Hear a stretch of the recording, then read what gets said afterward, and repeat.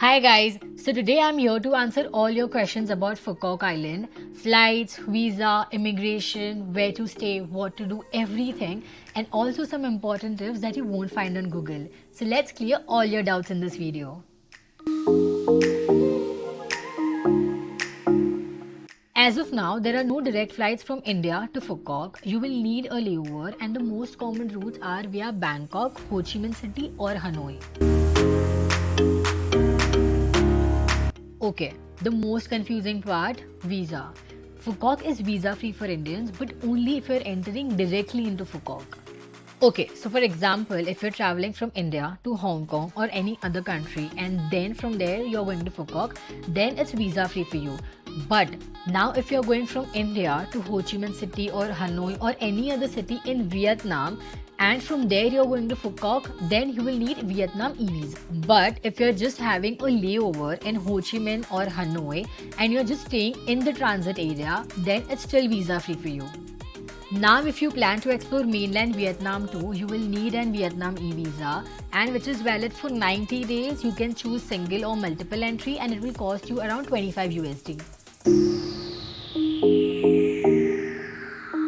Be ready for long queues. That took almost 2 hours to clear my immigration, and the documents they asked were my return flight bookings just to check that I'm directly flying back from Phuket and not going anywhere else in Vietnam, and my first hotel booking.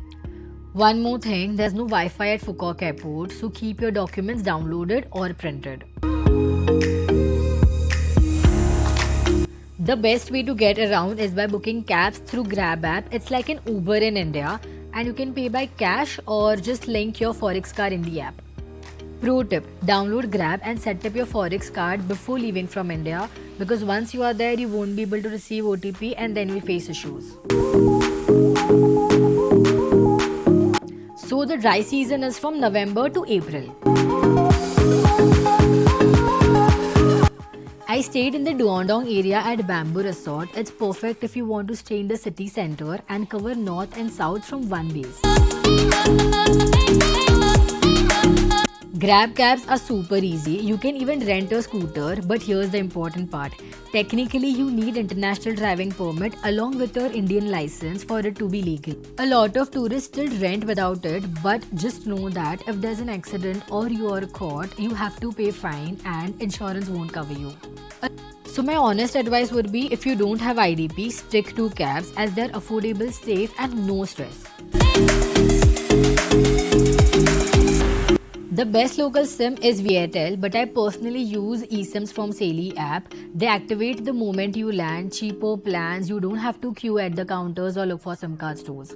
I have added my link and the discount code in the description.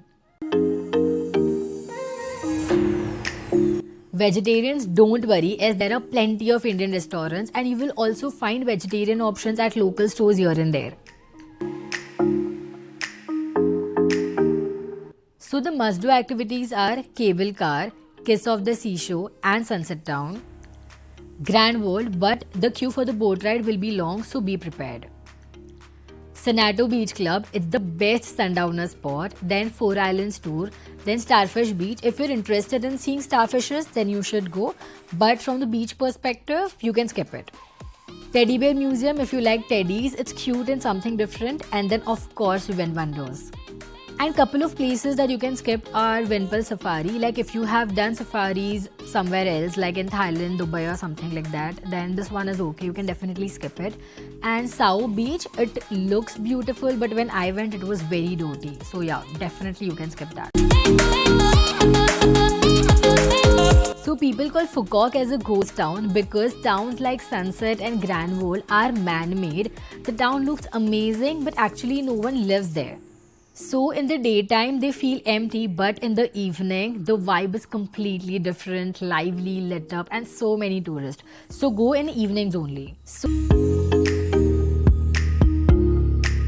Last but important, please reach at the airport before 4 hours because the airport is very chaotic. Like I took almost 2 hours at check-in and 2 hours at immigration. That's everything you need for Phuket. So I have linked my full travel guide with all the booking details in the description along with the eSIM discount code with the link. If you still have any doubts, drop them in the comments. I will reply personally. And don't forget to subscribe for more such informative videos. See you in the next vlog. Bye.